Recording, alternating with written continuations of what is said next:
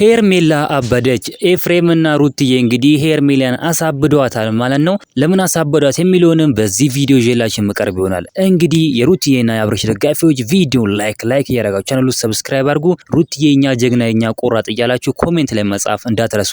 በሚገርም ሁኔታ እንግዲህ ኤፍሬም በተለይ ሄርሜላን አሳበዳት ማለት ነው። ፋይል ውሸት እንደሆነ ደግሞ እንደ ኤፍሬምም ሌላ ፋይል እንዳላቸው ውሸት መሆኑን የሚያረጋግጥ ሌላ ፋይል እንዳላቸው ተናግሯል። በጣም ነው ያበደችው። በቃ ሄርሜላ እንዴት አወቁብን፣ ይሄን ዘዴያችንን እንዴት አወቁብን፣ እንዴት ነቁብን በማለት በጣም ተናዳን ያለችው ማለት ነው። በቃ ይሄው እውነቷ እየወጣ ነው። የሩትዬ እውነት የሩትዬ ሀቅ እየወጣላት ይገኛል ማለት ነው። እናንተም በጣም ደስ እንደሚላችሁ በጣም እርግጠኛ ነኝ። በጣም እኔ ራሱ ደስ ያለኝ ማለት ነው። እንግዲህ ሀቅዋ እየወጣላት ይገኛል። የሩትዬ ሀቅ ተደብቆ ደግሞ አይቀርም፣ አንድ ቀን መውጣቱ አይቀርም። ስለዚህ ሄርሜላ እንግዲህ ተዋርደዋል። በቃ አሁን ሌላ ደግሞ ሴራ ሊያሴሩ እየሄዱ ነው ማለት ነው። አሁን ይሄ በቃ የፋይሉ ነገር ታወቀባቸው ምናምን ውሸት እንደሆነ ታወቀ።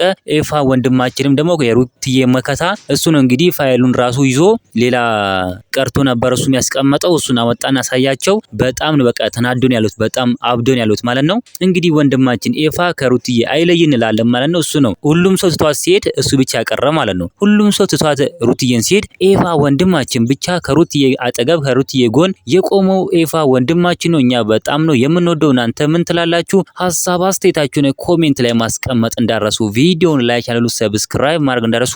በሌላ ቪዲዮ እስከምንገናኝ በያላችሁበት የዓለም ዳርቻ ሰላማችሁ ብዝት ይበልልኝ። ደህና ሁኑልኝ።